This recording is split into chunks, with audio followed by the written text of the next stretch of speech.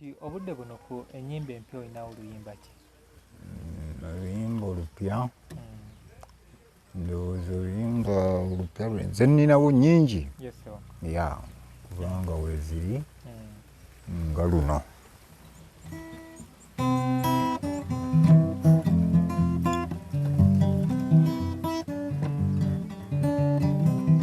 Soddeyo bwanga nkyali oli omulemezi ow'edda babuzeeko ebbanga naye bambi mbalowoozaako nnyo era bwe mbeera ewange mu mbeera mu birowoozo ntakera mbaleetere ate bino bantu bange ebyebigere nno bino mundigirireko abo bantu bange nze nnakubya ebyuma omwana weeroweero mbalaga entiiro yoona yeeyinza mwanyooma nga luli bwe nnalinga mu ngalo za ddaani nazze nkyuse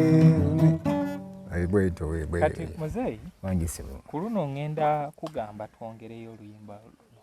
One, tulina kye tuyita promotion.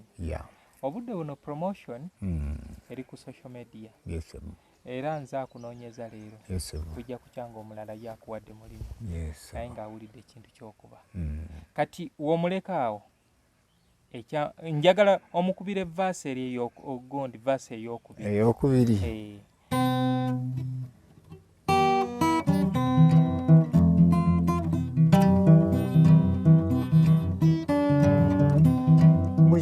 Nyimba baziwulira n'abafu bozigula nekubira sayidi ey'abakazi bwembeera nyimba ensonga eri nti okuva mwatto lwe nagezaako kubo nanyumirwa nnyo geemu baabakazi mmwe muli mu kyawo buli alega katenda abaami muwaka n'oba si kyo ekituyayanya kimu bakyala ne tuwaayo ebyaffe balina zaabu awo we batudde buli ayina ebbeere si wa muzannya aliko akatundu engeri yakeesanyusa kwe kutuuba nga batyo abaami temwegaana wabula mujjukire nti nno baabakyala tebakyasaaga kati kakabeera akatono nga kasiiwuufu obuguluka bambi bibeera bya misana bwe buwungeera ebaayo abatala sitwiti zijjuddeko abakyala beewalula abalema bayonsa baana kati bannanga ono kirasomba era basajja ffeffe tusooba ne tubalinnya obugere tubalampa bunnyabo bwewalula omukazi ng'ali luno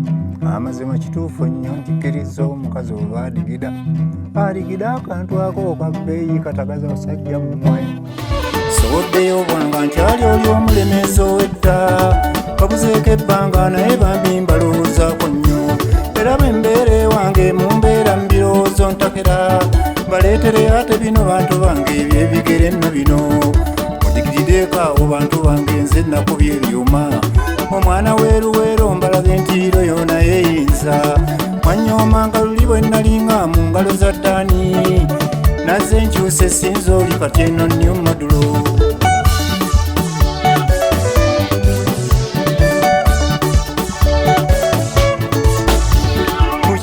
Nyimba baziwulira n'abafu bozigula nekubira sayidi ey'abakazi bwembeera nyimba ensonga eri nti okuva mwatto lwe nagezaako kubo nanyumirwa nnyo geemu abakazi mmwe muli mu kyawo buli alega katenda abaami muwaka n'oba si kyo ekituyayanya kimu bakyala ne tuwaayo ebyaffe balina zaabu awo we batudde buli alina ebbeere si wa muzannya aliko akatundu engeri yakeesanyusa kwe kutuuba nga batyo abaami temwegaana wabula mukkirize nti nno baabakyala tebakyasaaga kati kakabeera akatono nga kasiiwuufu obuguluka bambi bibeera bya misana bwe buwungeera ebaayo abatala sitwiti zijjuddeko abakyala beewalula abalema bayonsa baana kati bannanga ono kirasomba era basajja ffeffe tusooba ne tubalinnya obugere tuwalampa bunnyabo bwewalula omukazi ng'ali luno amazima kituufu nnyo nzikiriza omukazi oba adigida ekintu ekyo kya bbeeyi kikozesa basajja mmwe.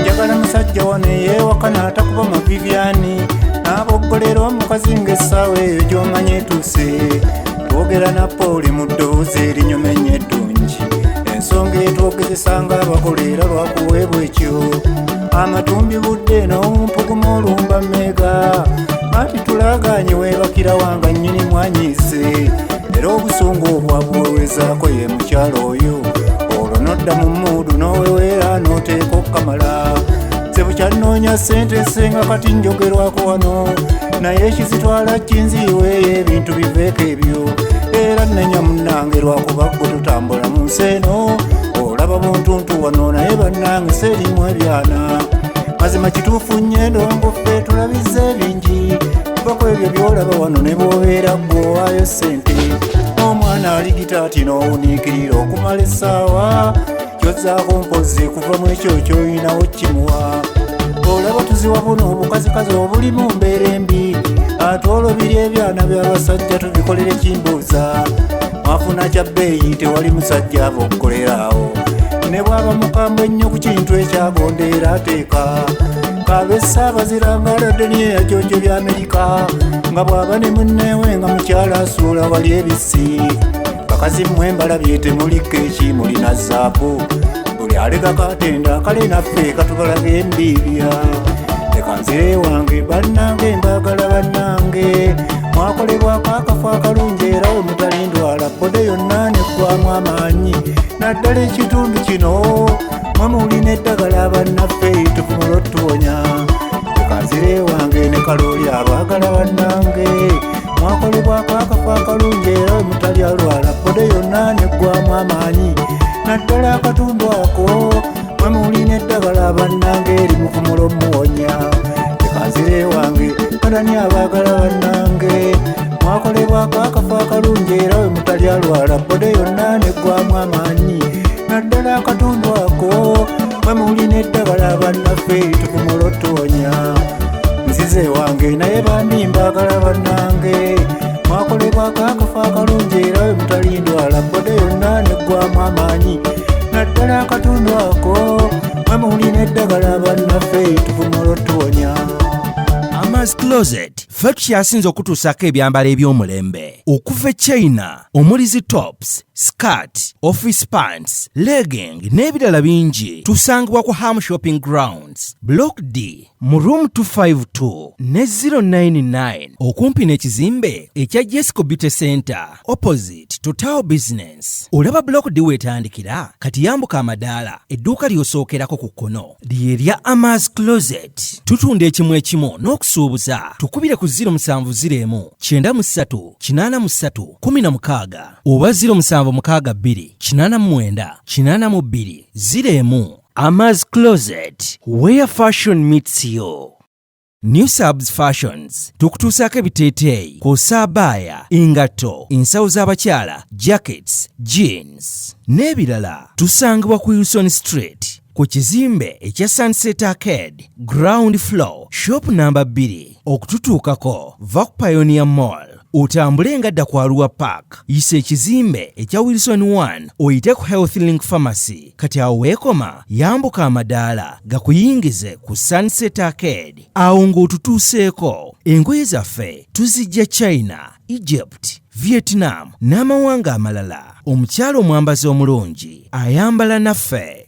Yino Chikaya College School essomero eryegulidde erinnya mu kusomesa abaana ate ne bayita ssomero lya ddene boarding mix y'abawala n'abalenzi senior 1 paka senior 6 balina library science ko ne computer labs byonna bijjudde balina arts ne science subjects co-curricular activities ko ne section y'ebyemikono omuli okusiba enviiri okukanika n'ebirala ebigwa mu kkowe eryo omwana n'ava ku ssomero lino ng'ali self contained kyewuunyisa ensimbi zaabwe zeze zijja mu nsawo ya buli muzadde basange Chikaya Bulenga Mitiana Road okumanya ebisingawo noti 757 mukaganya emwemu 57. B is a hotel and bar. Tusangibwa Nsago ku lw'Ennakawuka ku lw'empeereza ennungi tukola essaawa 24. Tulina ebifo ebisulwamu nga biyonjo ebiddaabirizibwa buli kadde ebyemizannyo ng'okulaga omupiira okuzannya pool n'ebirala. Ebbaala ejjudde obulungi emmere ekutuukako mangu paakingi nnungi ate nga security eri gguluggulo. Okubuukinga n'okumanya ebisingawo kuba ku 0790 79 12 04 oba 058 98 77 77 34 You are not easy when you are not at Be Easy Hotel and Bar. Come and experience the ultimate in comfort, entertainment and security with Be Easy Hotel and Bar, Nsago Nakauka Road. Plan B Records ye studio yokka ekuwa kiri ku mulembe. Oyagala ku recordinga luyimba ku Plan B Records. Tu recordinga nyimbe z'ekika kyonna nga raga, reggae, kadongo kamu, afrobeat, band music n'ebika music byonna ebyenjawulo. Era tukozesa ba producer abalina obukugu. Kati gwalina essomero, kwaya, nawe omuyimbise kinoomu. Jangu tukolere oluyimba oluli ku mutindo ku miwendo egy'okuteesa. Plan